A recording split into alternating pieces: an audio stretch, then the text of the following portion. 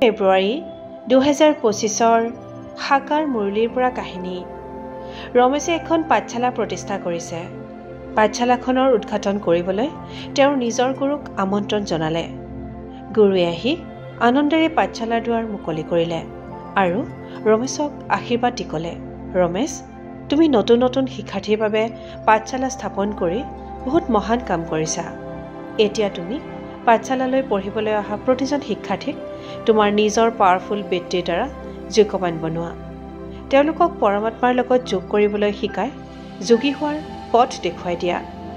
আচলতে ৰমেশ, এই কাম তুমি তেতিয়াহে কৰিব পাৰিবা যেতিয়া তুমি পৰমাত্মাৰ লগত নিজকে কম্বাইন ৰাখি শ্ৰেষ্ঠ বৃত্তি ধাৰণ কৰি সম্পন্ন স্থিতি লাভ কৰিবা।